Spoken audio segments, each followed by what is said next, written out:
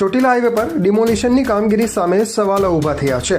ડિમોલિશનની કામગીરીમાં અધિકારીઓ દ્વારા વહાલા દવલાની નીતિ રાખવામાં આવતી હોવાના આક્ષેપો થઈ રહ્યા છે।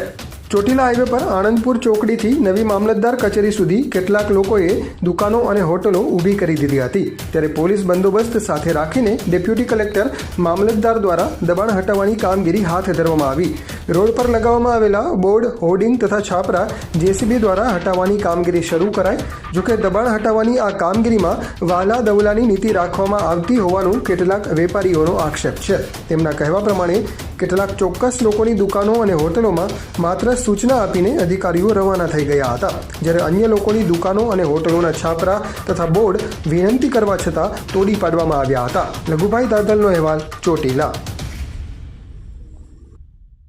હાઈવે ઉપર જ ડિમોલેશન કરવામાં આવ્યું છે તંત્ર દ્વારા, જેમાં વાલા દવલાની નીતિ રાખી, કોઈને ટાઈમ આપવામાં આવ્યો છે, કોઈને નથી આપવામાં આવ્યો।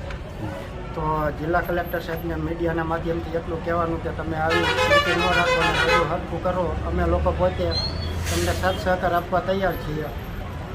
તમારું જે દબાણ હતું એ અમે અગાઉથી હટાવી લીધેલું હતું, તો ખોટી રીતનું નુકસાન કરવામાં આવ્યું। નાના વેપારીઓ પોતાના ડિમોલિશનના બાબતે પોતાનું જે કંઈ દબાણ હતું એ દબાણ પોતાની સ્વેચ્છાએ દૂર કર્યું હતું, પણ નાના મોટા અમુક હોર્ડિંગ્સ બોર્ડના કારણે જે લેવાના બાકી રહી ગયા હતા, એવા કલેક્ટર ડેપ્યુટી સાહેબ દ્વારા કોઈ પણ નાના વેપારીનું રિક્વેસ્ટ કરવા છતાં સાંભળેલ નથી। નાના વેપારીઓને નુકસાન જાય એવી રીતના ડિમોલિશન કરી નાખ્યું છે। ક્યાંક ને ક્યાંક વાલા દવલાની જે નીતિ છે, નેશનલ હાઈવેથી અમુક 30 મીટર ઉપર અંદાજિત જે કાંઈ એમનો મર્યાદાની અંદર જે માપણી કરવાની હોય છે, એ માપણીના આધારે અમુક જગ્યાએ તેમને માત્ર સૂચનાઓ આપીને હાલતા થઈ ગયા હતા, જ્યાં ક્યાંક ને ક્યાંક વાલા દવલાની નીતિઓના કારણે તમામ વેપારીઓની અંદર હાલ રોષ છે અને સરકારી તંત્રનો વિરોધ છે। એમને ટાઈમ આપવામાં, સમય આપવામાં આવ્યો હતો, જ્યારે અમને સમય આપવામાં નથી આવ્યો। અમારો માત્ર એ જ વિરોધ છે કે તમે બધાને આજે એકને ખોળ ને એકને ગોળની નીતિ ન ચાલે।